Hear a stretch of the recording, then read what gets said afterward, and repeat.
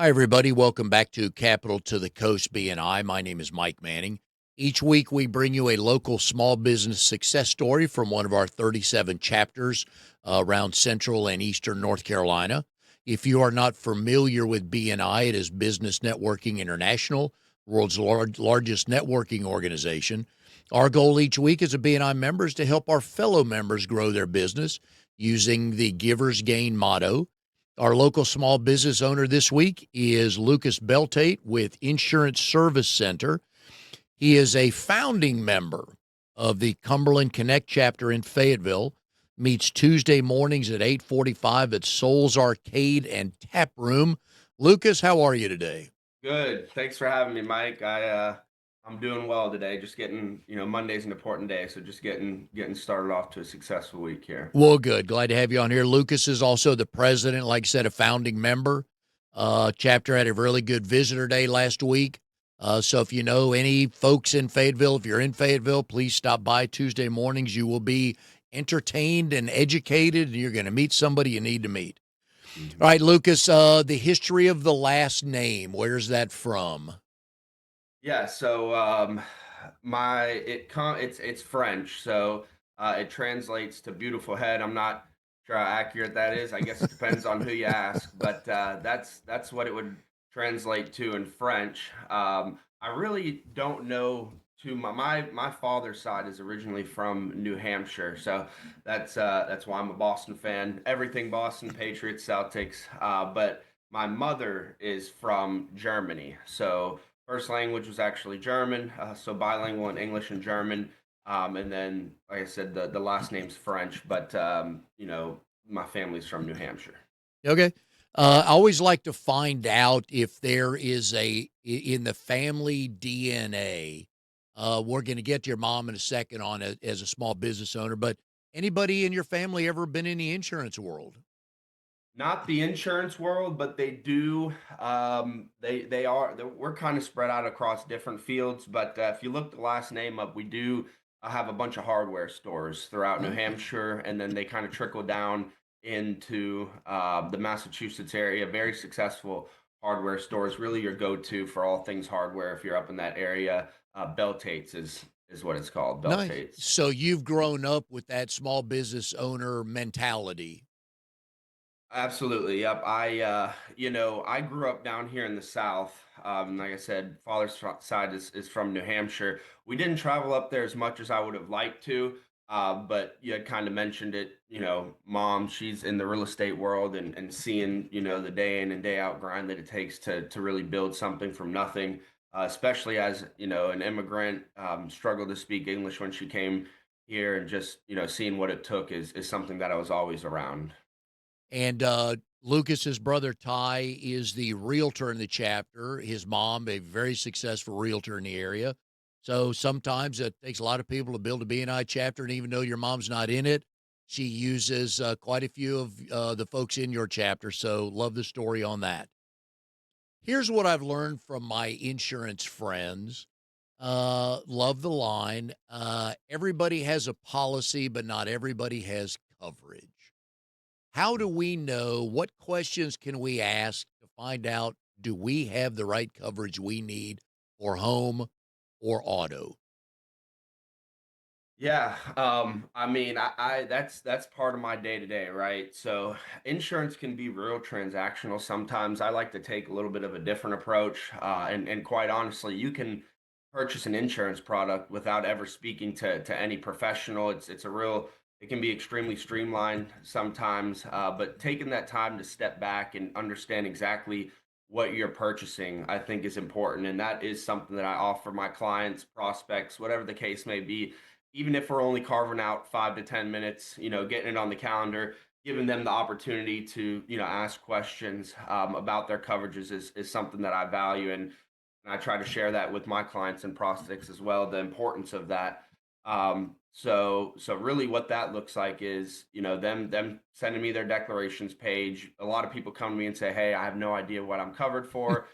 All I know is the bottom line. What am I paying for this, right?" And then that's where I'm scheduling that time to sit down with folks and pick apart, the most important things. And if they have specific questions, that's their time to ask as well. But going through the deductible options, seeing what they've got on that end, seeing what company they're with, maybe reducing some of that price point bottom line by potentially bundling, right? Whether it be the home with the auto or the auto with the home, maybe throwing an umbrella in there. A lot of my carriers also give discounts if you add any sort of life insurance product in there. So just giving them that time to sit down and walk through, exactly what they're covered for is important. And I've learned a lot of things through BNI, especially through the people like you that hold the property and casualty insurance seat, is the value. And you mentioned it, the value of having your insurance agent's cell phone number. So if you're in a pinch, you can call. And I'm sure people have changed over to you for that very reason.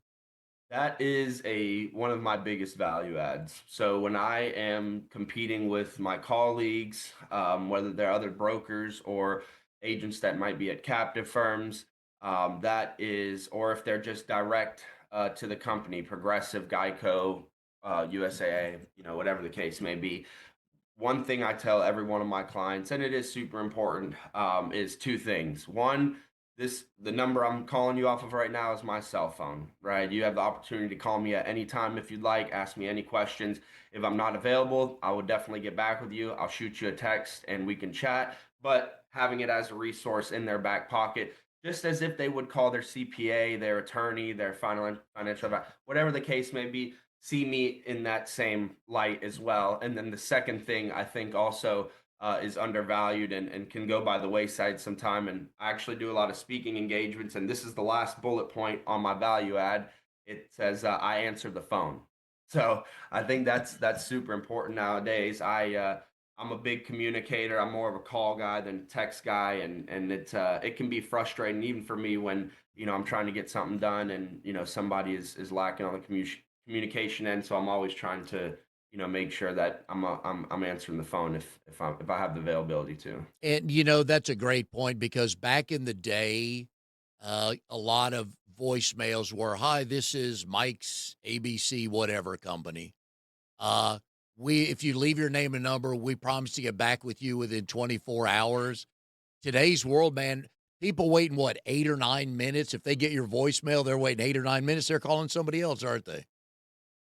And that's if you're lucky, they're waiting 8 or 9 minutes. They're dialing as soon as they get off the phone, oftentimes, especially in the insurance world, because again, it is so transactional and things need to be done ASAP. So Yeah, and you have one of those seats in BNI that you're a good mix of transaction and relational. mm, Because you're right, I could call you, send you whatever you needed, and we could never meet each other, talk. But you and I've known each other a little bit. I get the sense that the relational part is your calling card. absolutely, and it's easier for me sometimes to convey how important it is to build relationships and network because that's literally what my job is, right? Insurance is insure the products sell themselves, right? Like insurance, you can get insurance from anywhere. You can get it from anywhere and it's something that you have to have, so it naturally sells itself so long as you're explaining it properly. Where I differentiate myself is that relationship building piece, right? Making sure that my referral partners who are helping me keep my pipeline full, trust me, and have that strong relationship built with me is super important. And that's what insurance is. I mean, there's no other. Really, all sales is going to have some sort of relationship building aspect to it in order to be successful. But insurance, it's like it's all relationship building. The entire job role is building relationships, whether that's with referral partners, clients, so on and so forth. It's all relationship building. So that's definitely, I tell people I've mastered two things in life. I've mastered the art of networking and the art of the follow up. Two very important things. Yeah, and a lot of my analogies are sports related, and generally on the best teams, the best players, the hardest worker. And the more I'm around small business owners and sales professionals, generally the hustlers, the ones that are working every day, and well, it's 4:48. I'm going to make 5 more calls. Those are Right. the ones that succeed, and I know you guys are on the phone a lot. especially Mm. when you started in the Mhm. insurance world? Just making calls, right?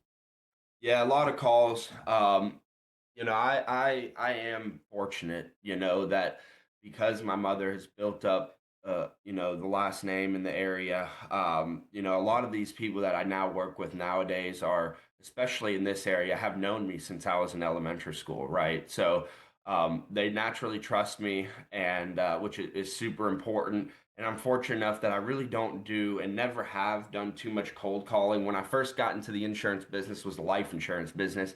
Obviously, did a lot of cold calling there, but nowadays it is a lot of phone on the phone, but not too many outbound calls. A lot of inbound calls. People asking me to review their policies, maybe a referral coming over for a new purchase on the homeowner side. So very fortunate there, but yeah, nonetheless on the phone quite a bit. My call logs are pretty extensive by Now the end of the day. you fall into the young category because you're just a few couple of years out of college. Your first couple of jobs were in the financial world. Now you're in the insurance world. What had to happen for the transition? What got you into insurance?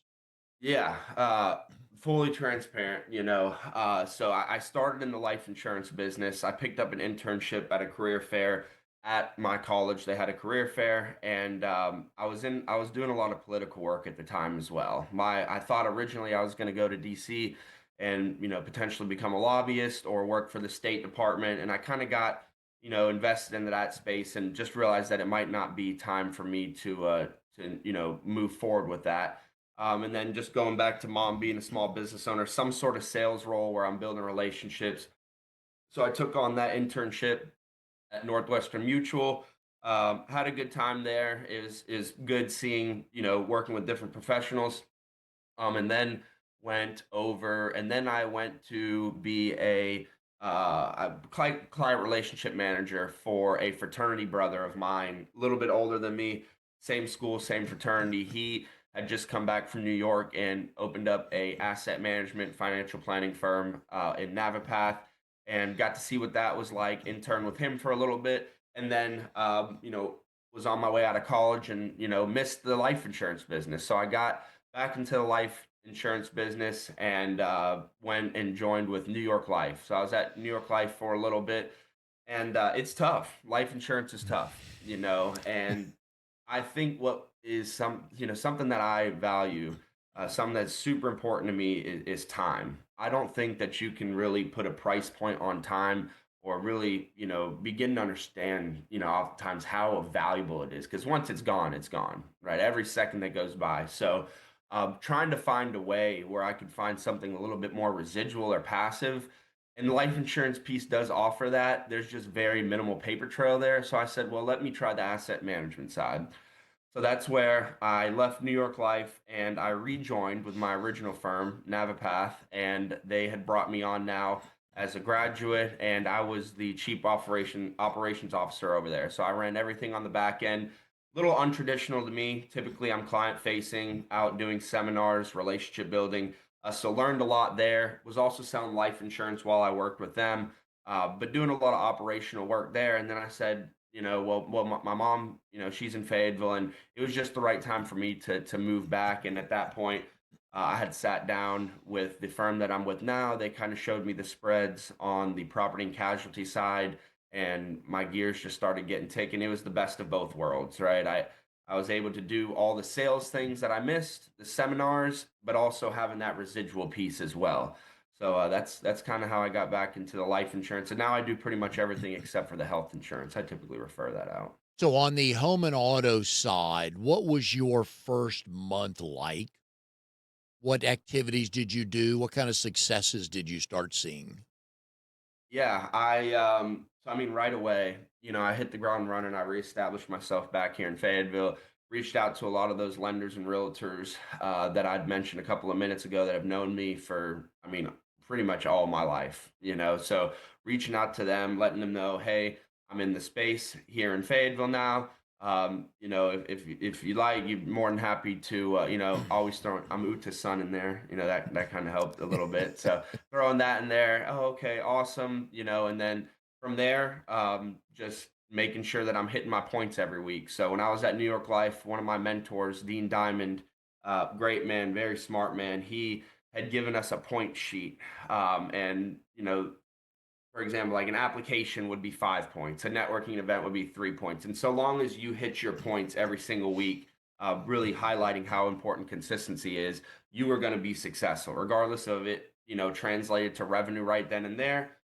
Oftentimes not. But as long as you were hitting those points, you were bound to be successful. So that was really what I started doing when I came back to Fayetteville, and then from there saw extreme growth very quickly. Those relationships were reestablished, and ever since then, it's really just been a lot of homeowners insurance, a lot of lenders and realtors reaching out and saying, "Hey, you mind touching base with my client?" As you guys know, that's part of the real estate transaction, and just getting with them and squaring those folks away. Do you remember your first client you onboarded that did not know you through your last name, your mom, or anybody like that?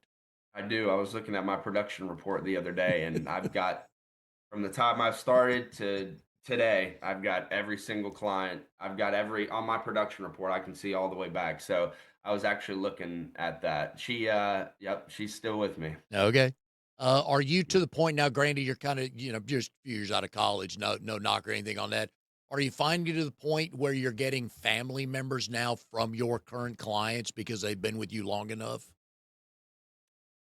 Like referrals from oh, Yep. absolutely. Oh, Okay. I mean that's pretty immediate. I mean after they see the service I have, a lot of people go look me up on Google. I think the Google reviews are super important. Those are hard testimonials from clients out there, and nothing less than a 5 star. Definitely priding myself on that. But typically, right after, especially if we're cutting the bottom line in half, right? Like if I'm showing up to the appointments that I tell them I'm going to be at, walking them through it, if I'm fulfilling everything that I promised them, I mean, it's pretty immediate. Hey, I want you to talk to my brother, and then I've got follow-up processes for that as well, but, it's pretty immediate, so absolutely. All right, so you've hit on two things. I don't know if you're aware of this that a lot of small business owners mess up.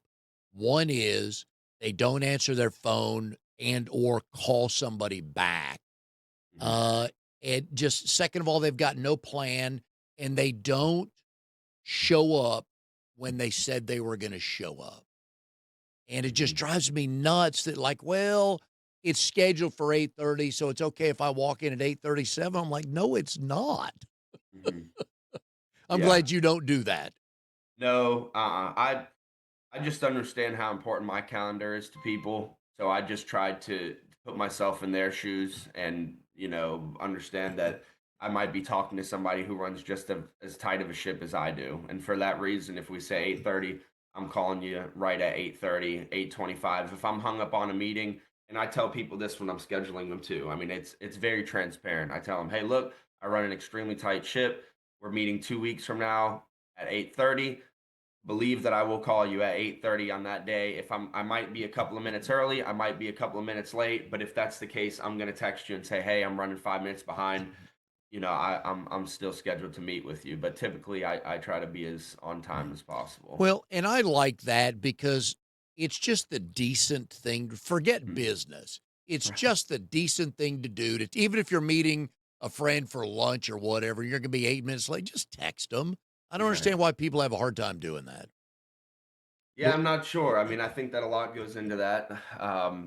Firstly, I don't know if they run the calendar that I run, right? Like they might not have a calendar. That would be the first issue. And outside of that, maybe just I don't know, scared, not scared, but a little reserved on, you know, being transparent. I'm super transparent. It doesn't bother me at all. But I Yeah, think if a lot of it comes down to calendaring. yeah, if you text me and say I'm gonna be 5 minutes late, I got zero problem with that. I actually appreciate it, right? Because at least because nothing worse than the 5 minutes where I'm waiting for you to call. So Mhm. I just yeah, I'm glad you do that. I wish others would.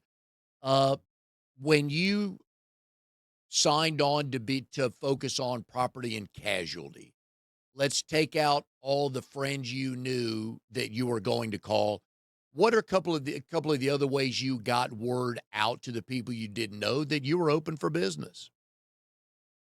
Yeah, so a bunch of them, honestly. I think that firstly, the Google reviews are important.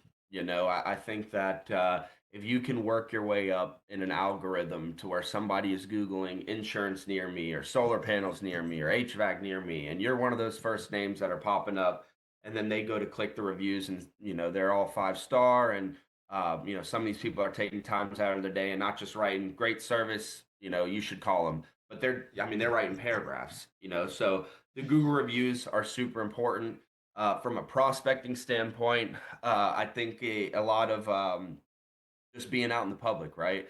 Making sure I'm hitting my points every week via the BNI. The BNI was another way that, and I had full intention of doing that, prior to coming back because I was in chapters out in Charlotte, and I was geared up to take on some leadership roles there, but I ended up moving back. So the BNI, a lot of lunch and learns as well, right? I'm a big believer in shaking hands.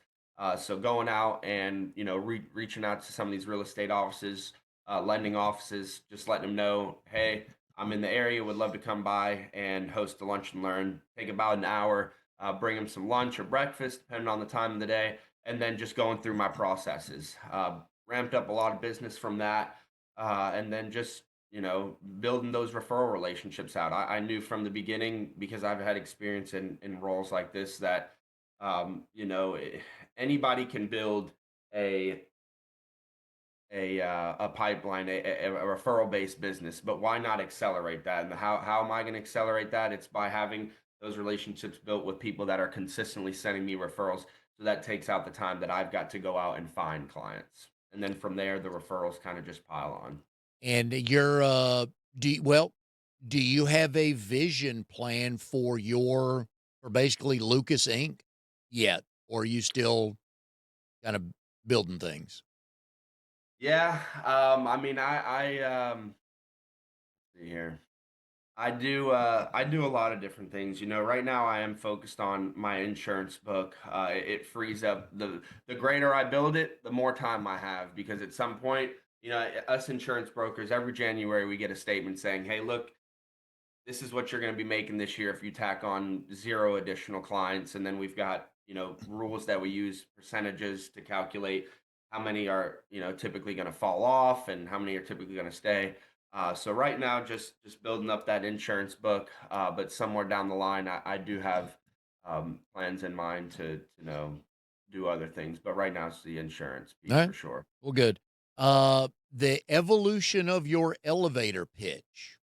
What did you start out saying and what are you saying now? And is there much difference? Um, it's always there's always something a little bit different. Are you talking in the BNI now or when I was 20 years old versus 28, Both, 29? all of it, just the Yeah, changing of I it, the think evolution. I think something that BNI has really taught me, and is that you want to always come in and this is not just for BNI, right? This applies for everything. Again, going back to that transparent piece, if you're looking for something specific, you got to ask for it. It's not, oh, introduce me to realtors or introduce me to lenders. It's specific kinds of lenders, specific kinds of realtors, digging a little bit deeper there. So that elevator pitch was very broad at first, but as I've matured a little bit, personally, from a business standpoint, that elevator pitch was honed in on a little bit, and rather than being so broad, it was a little more narrow, you know. So Without sharing anybody's name, if you don't want to, what has been your best referral? my best referral from a revenue generating standpoint. Yeah, yeah. Mm, Or it led to two others, you know? Yeah, see, it's sometimes what in the insurance world, it's tough to gauge that. That'd be more of a question if I looked at my production log because I've got, well over 600 clients. So trying to hone in on their end on which one, because some of these will lead to, I can't answer that. I've always been somebody that works, not all the time, but does things more contrary to everybody else. So if somebody says, for example, the car insurance, right? So the car auto dealerships typically aren't going to be your best our best referral sources because people that are coming to purchase a vehicle already have those insurances, already should have those insurances in place. And if they don't, then that that could be some red flags, right? Maybe they've had lapses, maybe they are continuous shoppers, always shopping around.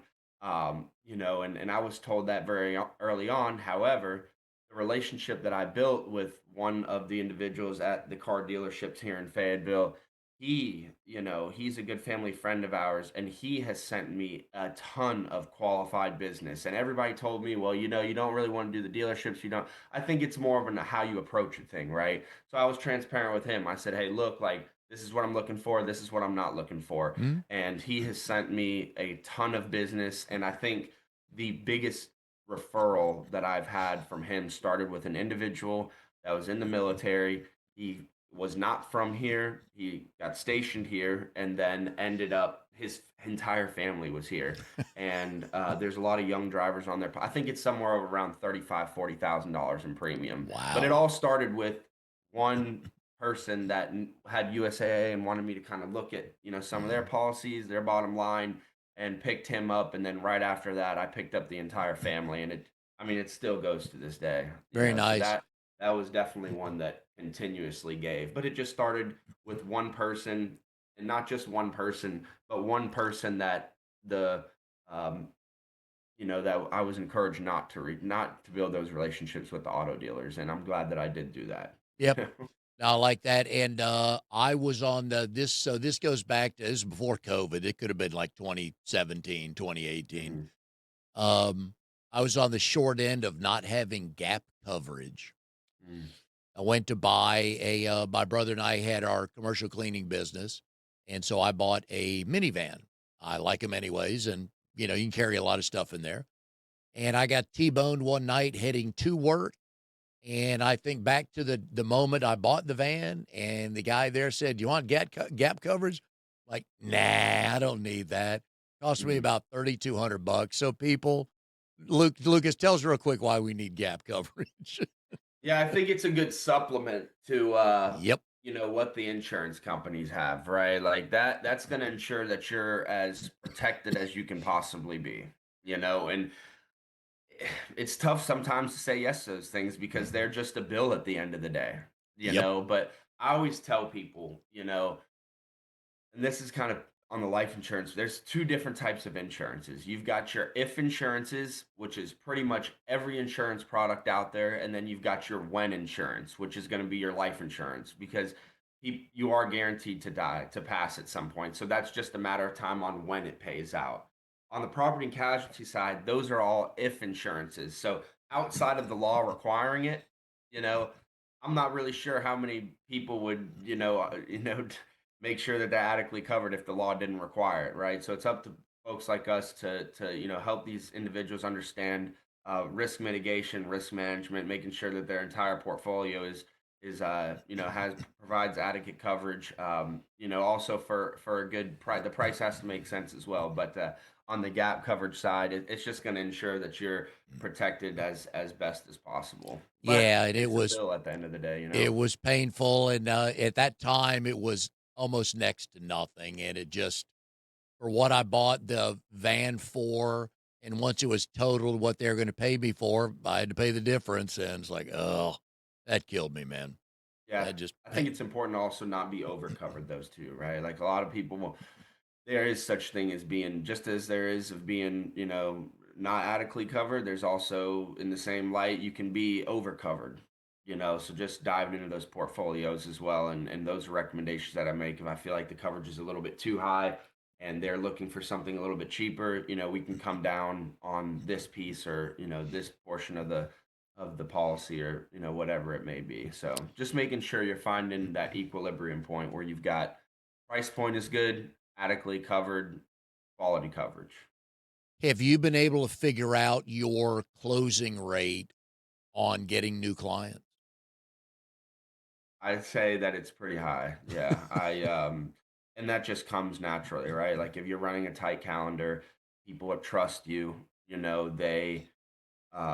building these deep relationships with them, separating myself from my competition. Again, insurance is extremely transactional. I mean, I know plenty of people, colleagues that don't even ever speak to their clients.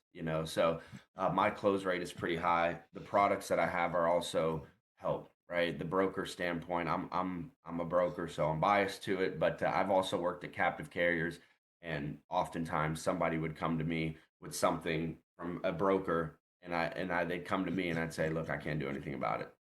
This is what I've got for you." Now, being a broker, I've got access to 40, 50 different carriers that it's I've got access to everything that everybody else has, plus very few carriers that they have access to because of my firm's relationships with these insurance companies. They just don't hand out these contracts like candy, and they trust our firm. So we've got contracts with pretty much everybody. So that helps the close rate too, right? Oh, yeah. Because it makes me more competitive. So I'd say, I don't know, 8 out of 10, maybe Very eight and a nice. half, 9 out of 10, maybe. Okay. Well, I believe that. Knowing you've what I know of you, I believe that. Hmm. What did you learn from your mom that you are applying to you growing your book of business? Everything, honestly, everything. I think it's deeper than just the business portion, right? I think it starts with who you are as a human and how you live your day-to-day life. So prioritizing, and I've slipped in this category a little bit, making sure your mental health is good, your physical health, very important. Running a tight calendar, just all things outside of business is I think what I really picked up on her. Being humble, I think, is super important that I learned from her. I've seen her plenty of times come out of pocket for things that were not her fault at all, but it paid tenfold. She's very genuine. Genuality is something that I learned from her. How important it is to be as honest and transparent as possible. I think those pieces are so much greater than actual, business, right? Like obviously I learned from her on the business side, the calendaring was important. She runs a tight ship, how to interact with people, how to negotiate with people, how to properly speak with people with respect. I think those are really the big things that I learned from my mom, that really make me who I am today from a business standpoint and outside of the business realm as well. Now, your brother Ty is a realtor. How did you not end up being a realtor? I've had that question asked, especially being the older brother. I think, I mean, they were asking me that question before I even got out of middle school. It wasn't even a question, Mike. It was, aren't you so excited to go into the real estate business after you graduate? We love your mother. We've known her for 10 years already. Um, I, I think this is just me. I think I always choose for the better and worse sometimes. I think that I'm just the one that always chooses a little bit more of a complicated route. I think it just seemed a little too easy to just pick up what mom's done. And I wanted to build something for myself. I think it was important. I also knew that I had a brother, and that if I wasn't going to do it, he really didn't have an option because we need somebody to pick up that legacy. And, good thing we didn't even really have to get to that negotiating point because it's what he wanted to do anyway. So that's kind of how that happened. And, I chose the harder route, I guess, just building something. But in the end, in the long run, we work with one another, and it's fantastic, So just, I've always been a really forward thinker as well, having that vision early on in life, and what I wanted, and how to create that. Teamwork makes the dream work, and finding a way to keep it all within the family was something super important to me. Just trying to figure out how to get to the end of that road was part of that process. But All that's why I'm right. not a realtor. Okay. In 2017, you enrolled in Fayetteville Tech Community College. At that point in time, what was the plan? Yeah, so prior to that, I actually went to ECU for a semester. A lot of the kids in my high school were going there, and you know, I said, okay, well, let's go there then, right? I went to ECU for a semester, came back, and I actually remember the day I was standing in the stairwell, in my dorm, and I had called my mom and said, hey, look, like I've only been here for a semester, but I'm coming home. After she had just moved me in, you've got to know her to understand, but she wasn't having that. She was like, she was, again, this goes back to me pretty much oftentimes doing the opposite of what people tell me, or at least considering it. uh, Mom and stepfather weren't a fan of it at the time, but I did end up coming back, and going into FTCC. I just didn't see much opportunity for what I wanted to do in Greenville after I had, been there for a semester. And that original plan, to answer your question, was to go into that political realm, right? Like I was deeply invested in the politics, had a lot of relationships with people up in DC, a lot of the state politics here in North Carolina, and just thought that was my calling. I've always been someone that wanted to serve the community, whether it be, through a philanthropic, serving in office. I watched my father do 25 years in the military. So something along that line, and politics is what I chose. So coming back to FTCC was to, figure out exactly how I was going to get to where I wanted to go. And, technical community college is a great thing. It saved a lot of money for me. And then ultimately, from there, I figured out, well, hey, I had the opportunity to go up to Charlotte one time. I went, I fell in love with the city. It was the first time I'd actually ever been to Charlotte, being a North Carolina native, not going there until 19 was kind of crazy, but I fell in love with the city.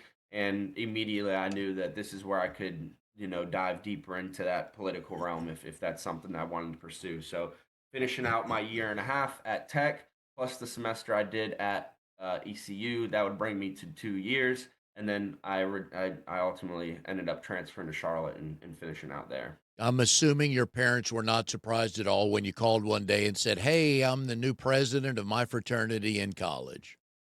No, they weren't, and I think that that's super important too. Whether it be right or wrong, my parents always backed me. They even if it was wrong, seeing it now, I think the approach they took was, well, he's going to have to learn it on the Mhm. hard way.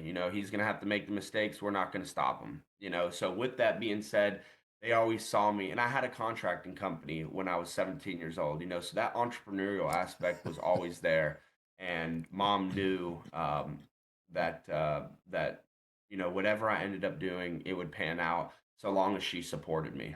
And that's all that I really needed at the end of the day. But yeah, that's what I did. I sat down, I was there for about a week, and I started, making phone calls. I wanted to get involved as much as possible. Because remember, I was going there as a junior, so in my head, it was okay, well, these students that have been here for 2 years, they've already been here for 2 years. I'm behind in some sense, right? So the most important thing for me, verbatim, I mean, I told my family this, before I even left, was, hey, as soon as I get to Charlotte, I'm hitting the ground running. I'm almost 21 now. I did what I needed to do here in Fayetteville, but I need to hit the ground running in Charlotte when I get there. So that's exactly what I did. I got with a couple of different fraternities to see how I could get involved, had a couple of connections there. Immediately jumped on leadership. I got initiated, and then I became recruitment chair, then I moved to treasurer, and then I moved to president all in about a year's time, year and a half times. There were some openings, and then did real well in those openings, then ultimately ran for president. Did a lot of other leadership in other groups as well. But that was the big one because I was in charge of a handful of people there. Yeah, you don't sit around much and watch things go past you, do you? No, well, the problem there is I can't really sit still. So, yeah, so no, absolutely not. I can't really sit still. So But as that long works in my favor. Yeah, as long as you know how to harness that and when to activate it, Mhm. you're ahead of the game. And it took me time to learn that though too, Mhm. right? Like that definitely didn't come overnight because when I tell you I really can't sit still, I really have a tough time doing it. My mind is always racing a million times a million hours throughout the day. It's just, but finding a way to harness that, hone in on it, and use it to my advantage, right? But sometimes it can get by the wayside, and I find myself, wow, I haven't taken a break in the last 24 hours. That's Y not good. Yeah, I'm with So, you. but I'm as with I you. mature, I'm learning that. Well, good. All right, so now's the time of the show. It's the no overthinking round. Mm. Okay? Snow or no snow? No, How much? uh, just enough for a couple of days. It gives Okay. me something to do. Because by then you're ready to get out of the house, right? Yeah, exactly. If there's snow outside, there's something out there that I can go do. I build a snowman, have a snowball fight, drag the girlfriend around the canoe, four wheeler, whatever. All right. Snow, it's unique down here in the South. So snow, but not long term snow. Okay. What is something people assume about your business that's totally wrong? Something that they assume that's totally wrong would be that we make tons of money out of the gate. Oh, you Okay. must be in insurance. You must be raking it in. Yeah. Doesn't Yeah. work that way. I've heard that before, so I'm with you on that. Doesn't work that way. If you could master one skill, what would it be? The one that I feel like I've mastered, relationship building. Okay. Right. If and when they make a movie about you, who plays you? You know, that's a tough one for me because I don't really watch TV. That takes a little bit too much sitting still. So I'm not really up to date on the actors, actresses. I really don't know. I don't know. I guess my favorite actor, maybe. I'm not sure. I like Adam Sandler or Okay. Mark Wahlberg. I'd say Okay. Mark Wahlberg actually. Okay. Mark Wahlberg Well, probably did a he's a pretty good job. Patriot guy too, so no surprise Exactly. you Yep. being a big Patriots fan. Both of Okay. those guys are. I Yep. caught that connection. Yeah. Is your work email inbox organized or chaotic? I'm one of those people that has zero outstanding emails at the end of my day. There's no way I can have, not possible. Zero. They're organized. How late in the day will you allow yourself to check email? Well, we've got cell phones nowadays, Mike. So until I'm asleep, I guess maybe not the healthiest thing, but I probably won't respond if it's 1 o'clock in the morning. Depends on what the case scenario is, but I guess until I mean, I've got 24/7 access to my email because it's on my phone. So all day, there's no really time on that. What is a guilty pleasure you have that few people know you have? Pleasure. Ooh. Um, I'm not sure. I don't Yeah. know. Maybe I don't really have an answer to that one. I guess some sort of food maybe that I know I shouldn't be eating when I just worked out at the gym. I don't know. Nachos are pretty good. Guilty pleasure.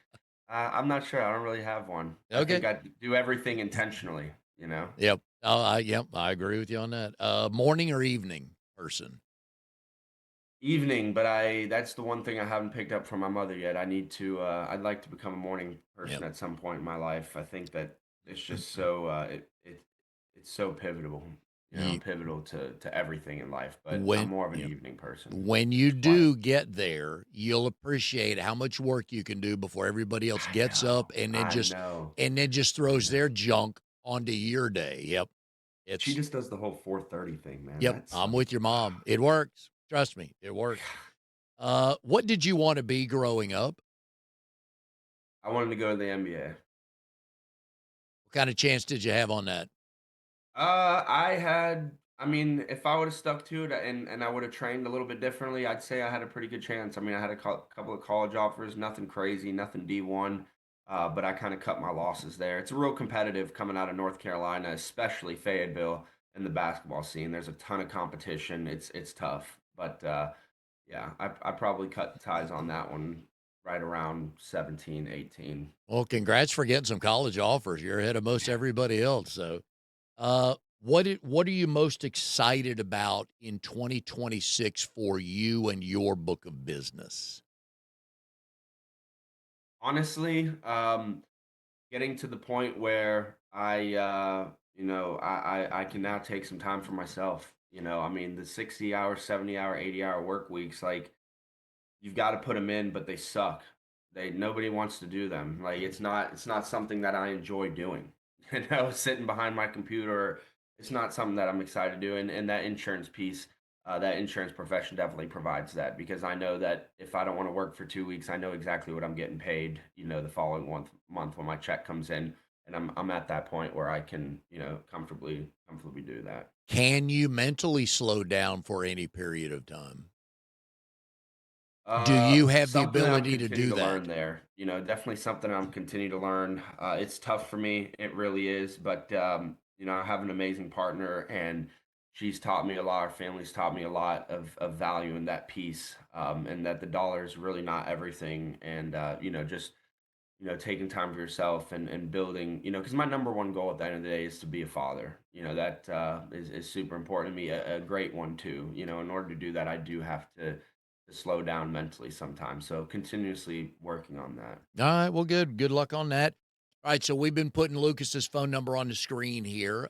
Some things you need to call experts for, and an insurance agent's one of them. Share a tip with us, the folks watching, home and or auto. What do we need to do to figure out? Because most people don't know what their coverage is, right? Mhm. What should they do to figure out what they have? Yeah, I'm gonna plug myself here. I mean, give me a call, but get your declarations page. Just scan over it. It's foreign language. It's tough to answer that question, Mike, especially if that product was purchased with, an individual that didn't walk them through it. Like then it would be foreign. I mean, we've got AI nowadays. You could throw it through Chat GPT. That would be a good start. Hey, Chat, analyze this for me. Do you feel like I'm adequately covered? Do you feel like I should call somebody and have them review this? That would be what I do. But for folks I mean, the chances are very high that nobody ever went over that with them, and it was just, hey, how much is it a year? The bank is requiring me to get it. Sign me up. It's a good price. Do you? So I'm assuming the answer is yes, but I'm asking anyways. I'm assuming a client has come to you with their policy or renewal time, and they forgot to tell you that they sold a car, and it's no longer on their needs to be on their policy. does that happen? Yeah, Oh yeah, yeah, absolutely. But I'm going through, and yeah. that's another reason, right, Mike? Like that's why I sit down with people. I don't take on clients unless they're willing to talk to me for 10 to 15 minutes. It's just not it's, if I'm asking you, hey, sit down, I'll give you an in-depth review of everything, and we'll have you out in 10, 15 minutes. If somebody's not willing to do that, then it's just not a good fit for me because the whole emailing back and forth thing, asking for their birthday, asking for this, and rather than me just hopping on a call with you for 10 minutes, I get everything I need right then and there. And part of that, on the auto side, is going through, hey, look, I've got 4 vehicles right here. Tell me which ones are on the policy, which ones are not on the policy, or which ones you need insured, which ones you don't. Yep. And the DMV filters it all through. And if one of them's not listed, they'll go out of their way and say, oh, hey, like you didn't mention my Toyota Tundra. That's something that is on there as well. All right, folks. Well, then do this today or this week. Just pull out your policy and just make sure everything on the policy you still own. How about that? We'll start with that. So, Here you go. Yeah. anyways, Luke, it's been a blast. Congratulations on your success. Thank you for coming on the show. And I know 2026 is going to be a good year for you. Absolutely. Yeah, Mike, I definitely appreciate you having me. I've known you for a little bit now, so it's great to catch up with you outside of that BNI realm. Yep, cool. All right, and folks, give Lucas a call just to check things out. You need to have somebody who knows what they're doing look at your stuff, so make sure you're covered anyways. We enjoyed it, Lucas. Have a good rest of the day, and we will see everybody next time on Capital to the Coast BNI.